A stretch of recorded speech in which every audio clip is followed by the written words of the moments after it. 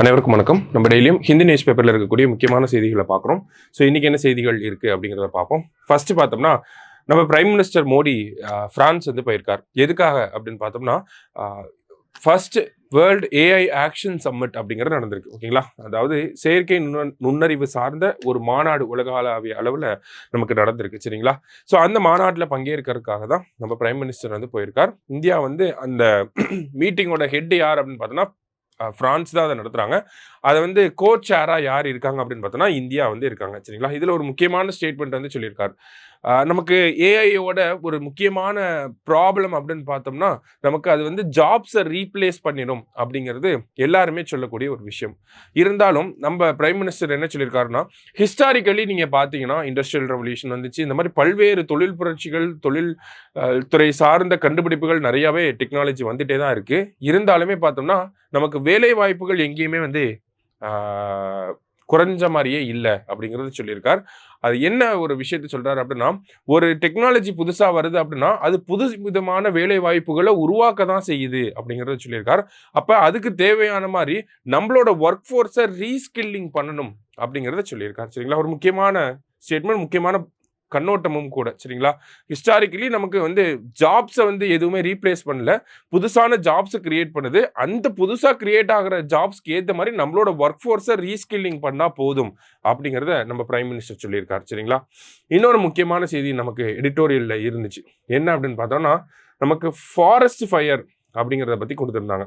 ஓகேங்களா, ஸோ இந்த forest fire addressing the growing threat of forest fires அப்படின்னு சொல்லி கொடுத்துருக்காங்க. ஏன் ஃபாரஸ்ட் ஃபயரை பற்றி பார்க்குறோம்? போன வருஷம் உத்தரகாண்டில் நம்மளோட பைன் ஃபாரஸ்ட் எல்லாமே ஒரு பெரிய ஃபாரஸ்ட் ஃபயர் ஏற்பட்டுச்சு. இப்போ பார்த்தோம்னா லாஸ் ஏஞ்சல்ஸில் ஒரு பெரிய ஃபாரஸ்ட் ஃபயர், அதை பற்றின விஷயங்களை நீங்கள் பார்த்துருப்பீங்க. இந்த மாதிரி ஃபாரஸ்ட் ஃபயர் அப்படிங்கிறது ஃப்ரீக்வெண்ட் இன்டர்வல்ஸில் உலகத்தில் ஏதாவது ஒரு இடத்துல வந்து நடந்துகிட்டே தான் இருக்குது. அப்போ இந்த ஃபாரஸ்ட் ஃபயர் அப்படிங்கிறத நம்ம அட்ரஸ் பண்ணணும். இதுதான் இது ஒரு பெரிய டிசாஸ்டர். நிறைய விஷயங்களை வந்து நமக்கு நிறைய கான்சிக்வன்சஸ் வந்து அதிகமாகவே இருக்கும். சரிங்களா, இந்த இடத்துல அதுதான் நமக்கு கொடுத்துருக்காங்க. ஃபர்ஸ்ட் ஃபாரஸ்ட் ஃபயர்னா என்ன, அதோட டெஃபினிஷன் என்ன அப்படின்னு பார்த்தோம்னா அன்கண்ட்ரோல்டு ஃபயர் அப்படின்னு சொல்லலாம். In forest areas or vegetation அப்படின்னு சொல்லலாம். ஓகேங்களா, ஒரு வெஜிடேஷன் ஒரு ஃபாரஸ்ட்ல வந்து ஃபயர் அன்கண்ட்ரோல்டா இருக்கப்ப அதை நம்ம ஃபாரஸ்ட் ஃபயர் அப்படின்னு சொல்றோம். ஓகேங்களா, ஸோ இதை இந்தியாவை பொறுத்து நம்ம பார்க்க போறோம். சரிங்களா, ஸோ இந்தியாவை பொறுத்து என்ன சொல்லியிருக்காங்க அப்படின்னு பார்த்தோம்னா ஃபாரஸ்ட் சர்வே ஆஃப் இந்தியா படி கிட்டத்தட்ட 36% ஆஃப் ஃபாரஸ்ட் கவர் வந்து என்னவா இருக்கு அப்படின்னு பார்த்தோம்னா இந்த ஃபாரஸ்ட் ஃபயருக்கு வந்து ஃபாரஸ்ட் ஃபயர்னால பாதிக்கப்படக்கூடிய இடங்களாக, காடுகளாக இருக்கு. இந்தியாவில் இருக்கக்கூடிய காடுகளில் 36% காடுகள் வந்து இந்த ஃபாரஸ்ட் ஃபயர்னால பாதிக்கப்படக்கூடிய காடுகளாக இருக்கு அப்படிங்கிறத சொல்லியிருக்காங்க. ஓகேங்களா, ஸோ இது பார்த்தோம் அப்படின்னா கடந்த 20 வருஷங்கள்ல எடுத்து பார்த்தோம்னா ஃபாரஸ்ட் கவர் அப்படிங்கிறது 1% தான் இன்க்ரீஸ் ஆயிருக்கு. ஆனால் forest prone to forest fire அப்படிங்கிறது எத்தனை சதவீதமான காடுகள் இந்த காட்டுத்தீக்கு உட்படும், காட்டுத்தீ பாதிப்புகளுக்கு ஆளாகக்கூடும் அப்படிங்கிறது பார்த்தோம்னா 10% இருக்கு. 10-fold இன்க்ரீஸ் ஆயிருக்கு, 10 மடங்கு இன்க்ரீஸ் ஆயிருக்கு அப்படிங்கிறத சொல்லியிருக்காங்க. சரிங்களா, அடுத்ததா இந்தியாவில எந்தெந்த ரீஜன்ல இருக்கக்கூடிய ஃபாரஸ்ட்லாம் வந்து அதிகமாக ஃபாரஸ்ட் ஃபயருக்கு வந்து வல்னரபிளா இருக்கு அப்படின்னு பார்த்தோம்னா உத்தரகாண்ட், ஹிமாச்சல் பிரதேஷ், மத்திய பிரதேஷ், மகாராஷ்டிரா, ஒடிசா, கர்நாடகா போன்ற மாநிலங்களில் இருக்கக்கூடிய காடுகள் அதிகமாக ஃபாரஸ்ட் ஃபயருக்கு வல்னரபிளா இருக்கு அப்படிங்கிறத சொல்லியிருக்காங்க. அடுத்ததா பார்த்தீங்கன்னா காசஸ் நம்ம பார்க்குறோம். காசஸ் பார்த்துட்டு அப்புறமா கான்சிக்வன்சஸ்க்கு போகலாம். காசஸ்ல ஃபாரஸ்ட் ஃபயருக்கு என்ன காசஸ்லாம் இருக்கலாம்? நேச்சுரல் காசஸும் இருக்கலாம், மேன்மேட் காசஸுமே இருக்கலாம். சரிங்களா, இப்போ லைக் ஒரு நேச்சுரல் காசஸாக இருந்துச்சு அப்படின்னு பார்த்தோம்னா நமக்கு வந்து வால்கானிக் எரப்ஷன் சொல்லலாம், கிளைமேட் சேஞ்ச்னால ஹீட் வேவ்ஸ் அப்படிங்கிறத சொல்லலாம், ட்ரை ஸ்பெல் ஆஃப் டெம்பரேச்சர் அப்படிங்கிறத சொல்லலாம், ஹை டெம்பரேச்சர் அப்படிங்கிறத சொல்லலாம். இதெல்லாமே நம்ம சொல்ல முடியும். சரிங்களா, லைட்னிங் சொல்லிக்கலாம். இந்த மாதிரியான காரணங்களை நம்ம ஃபாரஸ்ட் ஃபயருக்கு நேச்சுரல் காசஸாக சொல்லிக்கலாம்.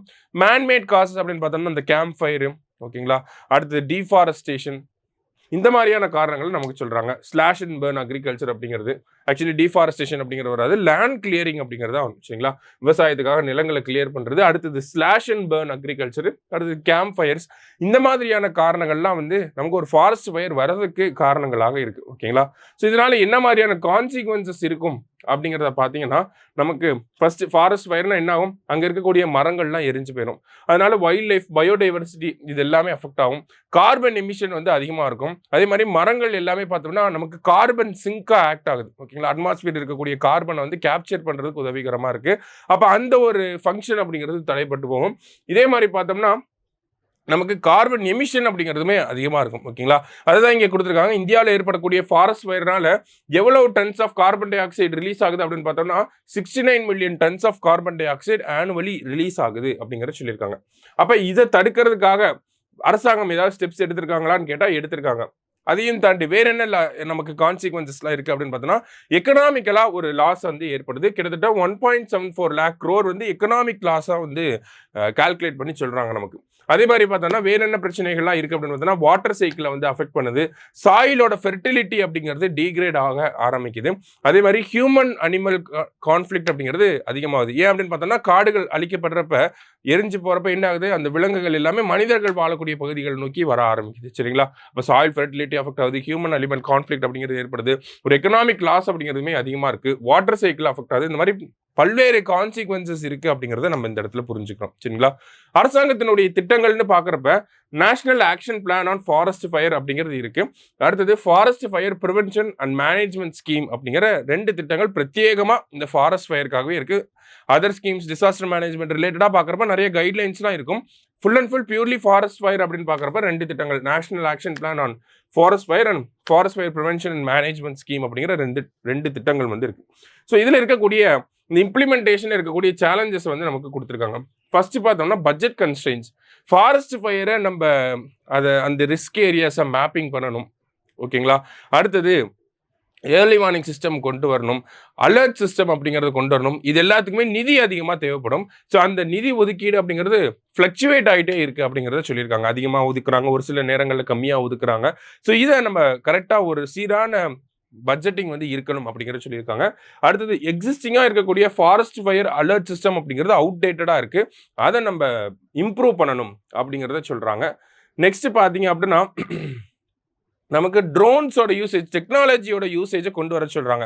ட்ரோன்ஸ்ல தெர்மல் இமேஜிங் சென்சார்ஸ், கேமராஸை ஃபிக்ஸ் பண்ணி அதன் மூலயமா ஃபாரஸ்ட் ஃபயர் வல்னரபிலிட்டியை வந்து நம்ம மேப் பண்ணணும். இதுதான் ரிஸ்க் மேப்பிங் அப்படின்னு சொல்லுவாங்க. எங்கெல்லாம் அதிக வாய்ப்புகள் இருக்கு ஃபாரஸ்ட் ஃபயர் ஏற்படுறதுக்கு, அதை தெர்மல் இமேஜிங் கேமராஸ் மூலயமா நம்ம கண்டுபிடிக்கணும் அப்படிங்கிறத சொல்றாங்க, டெக்னாலஜி இன்டெகிரேட் பண்ணி. அடுத்ததாக பார்த்தீங்கன்னா நமக்கு forest survey of India, Indian meteorological department, ISRO, இவங்க எல்லாருமே ஃபாரஸ்ட் ஃபயர் ரிலேட்டடான டேட்டாஸை வச்சிருக்காங்க. அது எல்லாத்தையுமே இன்டெகிரேட் பண்ணி அனலைஸ் பண்ணணும், ஒருங்கிணைத்து அதை வந்து அனலைஸ் பண்ணணும் அப்படிங்கிறத சொல்றாங்க.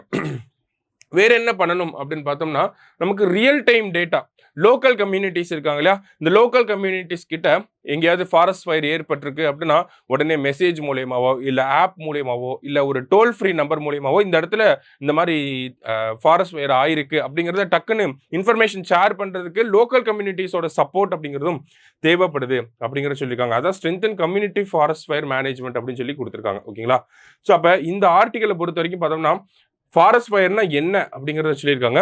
இந்தியாவில் எவ்வளவு சதவீதமான காடுகள் இந்த ஃபாரஸ்ட் ஃபயருக்கு வல்னரபிளா இருக்கு அப்படிங்கிறத சொல்லியிருக்காங்க. என்ன காசஸ், என்ன கான்சிக்வன்சஸ், என்ன திட்டங்கள் இருக்கு, என்ன சேலஞ்சஸ் இருக்கு, என்ன வே ஃபார்வர்ட், அடுத்த கட்டமா என்ன பண்ணலாம் அப்படிங்கிறத சொல்லியிருக்காங்க. ஸோ இது அப்படியே நம்ம மெயின்ஸ் பாயிண்ட் ஆஃப் வியூல யூஸ் பண்ணிக்கலாம். சரிங்களா, ஸோ அப்படியே நோட் பண்ணி வச்சுக்கோங்க. நன்றி.